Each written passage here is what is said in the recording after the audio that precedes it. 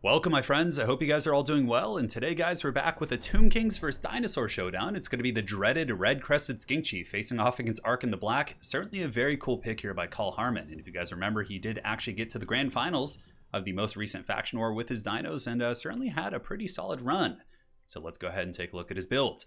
Now, for his lord here, he does have the red-crested skink chief. And basically, he's just a really cheap anti-large lord. And honestly, he doesn't do terribly against like big constructs. If he's just on foot, kind of beating on them, he applies poison, he has anti-large. That little club he's carrying packs quite a wallop for sure. But I think like bare bones, he costs like 600, 700 gold, which does allow you to go very wide. Like for example, my lord probably costs close to 2,000 gold. And often for the lizards like Mazda Mundi and some of the other big salon choices are quite expensive, right? So this opens up a very different style of play here. So he's got Pterodon Riders, 3 of those, very good for disruption. Rock drops are incredibly powerful against the Tomb Kings. He does also have Ripperdactyls, and though they say anti-infantry, Ripperdactyls are actually quite good against big monsters. More specifically, where they really shine in this matchup is shutting down Ushopti Great Bows. If you can get a square dive on a Great Bow, they have 52 melee attack and 135 weapon strength with a majority AP and a charge bonus of 56. So if we look at Great Bows, for example, their melee defense is 35, so the melee attack is much greater on the Ripperdactyls, and they can definitely cut them down quite quickly. So I love this build here from Call Harmon. His front line here is going to be Saurus Warriors with shields. Of course, he has a very cheap Lord, which allows him to get better infantry quality, a single Feral Stegodon, a Manticore Summoner, and the Red-Crested Skink Cohort ROR. Now for my army, very cheap in the front line, kind of the opposite, right? I do have the low infantry quality, hoping that the buffering from Ark in the Black with his skeleton summons and my monsters will be able to kind of hold him back.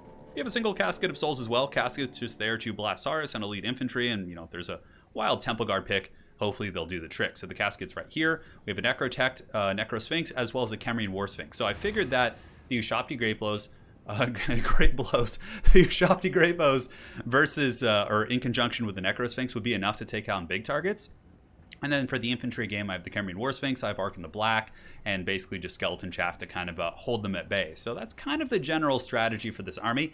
I've had success with it in the past. Oftentimes I will run the Great Bows with double Necro Sphinx instead, but what I found was happening was I was really struggling to kill basically just blobs of infantry in the late game. So yeah, the double Necro Sphinxes would kill the big dinos, but then there would be like a million Saurus just surrounding you and you would lose on the grind fest. So the Casket's going to town here, certainly getting some good work in. The Saurus Warriors down to 63 models. Casket's probably one of the better artillery pieces in the entire game.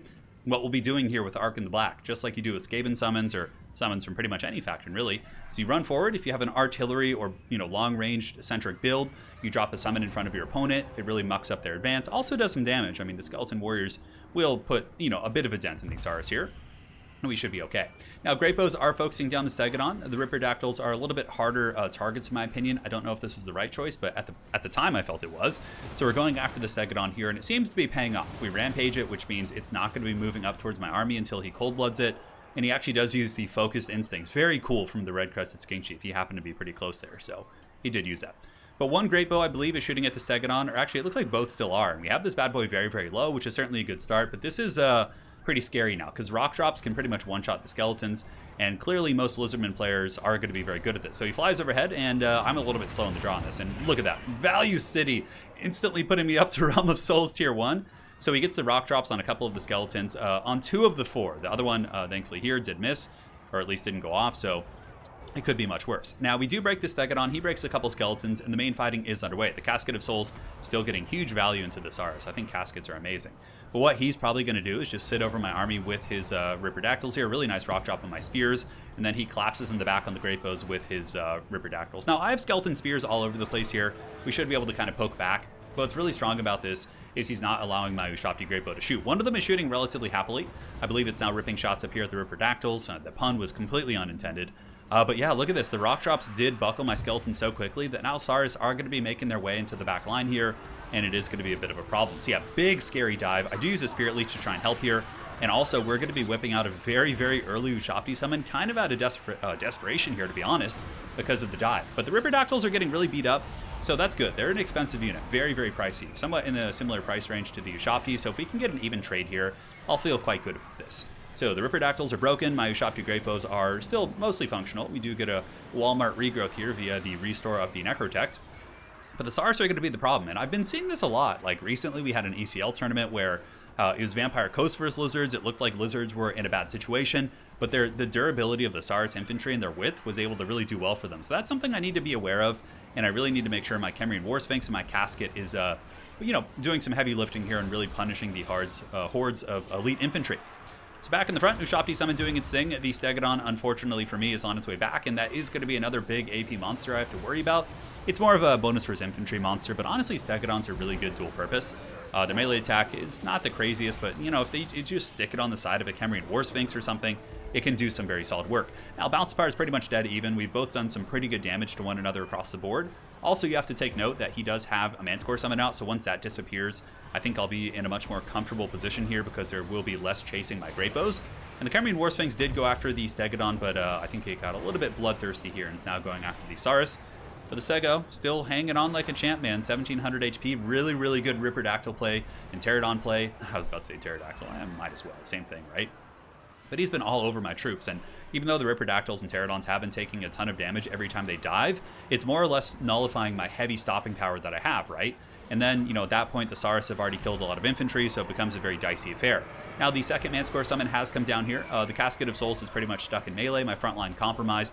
Probably should have deployed that bad boy a little bit further back, but in this case, the Casket of Souls is going to be getting swarmed with the Manticores, while the Ripperdactyls and Pterodons do swarm my backfield. Now here, these Ushabti should be able to potentially fight off the Pterodons, but I think I decided to pull back. I'm not quite sure. Maybe I was going up through the middle, something of the sort. Thankfully here, though, the big Necrosphinx with the Restore, able to break down the Feral Stegodon, might be able to finish it, about 500 HP.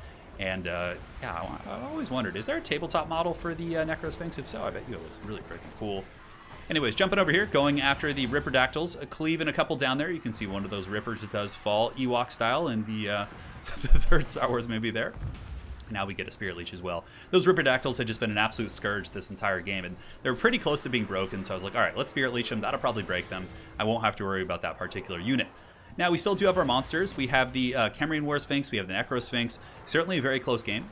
He has a lot of stopping power in the infantry game, though. And look at this little red-crested Skink Chief, man. He's getting in there. Oh, he just did like some anime backflip right there. Getting in there and hammering down this Casket of Souls. So I'm trying to save the Casket. I know it's a little bit janky, but I do send in the Khemrian War Sphinx. But there's a Manticore nearby, and that little red-crested Skink Chief is anti-large and armor-piercing. So if I get caught here, it could be very, very dicey. He also has the cohort of Sotek very, very embedded in my army, which is applying poison to like everything. They're unbreakable. I can't terror out them. And I'm honestly kind of running out of room to run with my Ushabtis, just trying to juke and move. But yeah, here's the Ripperdactyls over here, so we drop another Spirit Leech on them. And I believe the Khemrian War Sphinx will turn around to fight here. And with Spirit Leech support, it should be able to win this. Neither of them are like designed to fight the other, but I think the Sphinx, in conjunction with the magic support I brought here, it should win that fight. And I do also have some Ushabti Great Bows doing a little bit of crossfire, and Ark in the Black kind of lurking around. So we finally dealt with his Air Force. There's only a couple Pterodons left, and yeah, just a ton of Saurus and the little red-crested Skink Chief. And it's getting some work in, man. This is like the little guy that could here. -5 leadership, 6 leadership. The Necrosphinx is actually crumbling from that little skink. And I'm just trying to protect my Ushabti Great Bows, but he's pressing me really hard with the Saurus here. 100% out of space. And Ark in the Black is going to be dropping a Spirit Leech once again on the Flyers. I'm really trying to get rid of the Air Force, because every time I try and reposition and get my forces kind of squared away, he pins me back in with the Pterodon Riders, which is very strong. Balance of power is still even. Like I said, I have Ark in the Black with the Skeleton Summons, which, you know, could potentially break the game open against his infantry blob. The Khemrian War Sphinx does fall just to some of the Saurus infantry and attrition and crumbling it had been taken there, so down goes that beast. And now the Necrosphinx is going to be coming in, and it does pincer and crush the Powhawks' Sentinels. Those bad boys are gone for now, and yeah, now this is pretty much it. So we have the Necrosphinx, we have the Necrotect here, which is quite good. Him being an anti-infantry character will be helpful against the masses, and we do have the summons. So that really is my game plan here. Just try and, you know, weather the storm, get the summons, and hopefully the Necrosphinx will be able to defeat the Red-Crested Skink Chief, because that guy is a real problem here, man. That's some 600 gold value for sure. And here goes the big Sphinx diving over here, trying to rescue the Necrotect, who's pretty embroiled in combat here. And Ark in the Black, it's just bumping and grinding, man. He's being clubbed by all these skinks. Arkin does have 90 armor, and the curse does go down. Actually, a pretty decent curse. Hits everything nearby, and just trying to recharge my staff right now. The Lich Staff of Arkin, or is it the Tomb Blade of Arkin, I think is the one that does do the summons. So there's the summon right there. We do pretty much hit everything, and the Red-Crested Skink Chief does lose to Arkin, so that's actually big. That gives us a chance to certainly scrap back in this game. But on that same note, my Necrotect does get isolated here. Saurus are, you know, starting to kind of potentially surround him. And the big Khemrian War Sphinx does come in for the Mass Terror route, which does kind of pull the balance of power back. Been a very, very close back and forth game here. Necrosphinx has earned what appears to be a Chevron. And I'm just like, I have to say, this entire time, look at this, guys. We're back in the dead middle. I was just like, come on, give me more skeleton summons, because Ark in the Black actually had like 3 skeleton summons left, or 2, I believe, which would be really, really strong, right? So if I can like last long enough to get those skeleton summons, I felt pretty confident. Granted, the big Sphinx not feeling as confident, as its attack animation does take it into an overextension, where it gets taken to Pound Town here by all the Skinks and Saurus and these lizard infantry. And the Camarine War Sphinx will fall. Very majestic indeed, splashing some of those troops. I don't know if it actually does damage, but it looks really, really cool. And with that, we actually fall back behind on the bounce of power. This game was really an emotional roller coaster here, and Ark in the Black is relatively low at 500 HP, I believe. My opponent here was sitting up in the sky with the Pterodons and shooting at Arkin. Very, very smart play there. Because again, Arkin can hide in the skeletons, but he can't hide from the sky. And I was like 10 or 15 seconds off with the Staff of Nagash from another skeleton summon, but in the end, Ark in the Black and the Necrotech will pay the price, and Call Harmon will take the victory. Amazing game. We actually had a best of 5, and there was a lot of really good close matches. So I'll be casting them over the next couple weeks, and you guys will be seeing them on the channel here. But yeah, super awesome game. Arkin did great. I honestly liked the build. I'm trying to think if there was any like substantial misplays I made that may have like made like do I redo the build and rechange it, or was it like was it player error or was it build error? That's always something you want to kind of try and focus on. I'm really trying to retrospectively look at that right now. Arkin did fine. I guess the you know, maybe I should have been a little bit more of a bully with that Camarine War Sphinx and like gone after the little chief or something. I don't know. It's hard to say. The casket did okay at 965. That's something maybe you cut here.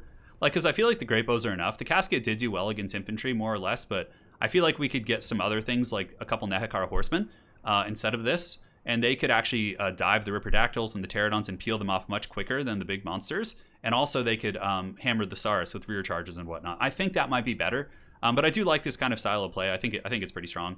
The monsters, you know, either one works. The Camarine War Sphinx did fine, and so did the Necro Sphinx here. So, well played, man. Call Harmon's build was really cool. The little red-crested Skink Chief that could...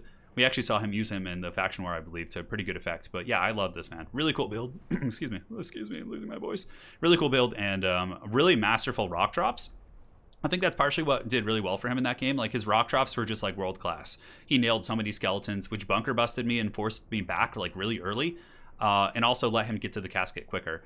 So yeah, maybe like, I don't know. Do we bring like Carrion here, like 3 Carrion just to shut down or at least contest the skies? Because 3 Carrion with Spirit Leech support and Ushopti Great Bows could actually probably potentially shut down this Air Force. Something to think about. Yeah, there's so many cool ways to play Tomb Kings. I really like them as a faction. Anyways, well played to my opponent. Hopefully you guys enjoyed this one. And guys, we will see you next time. Take care.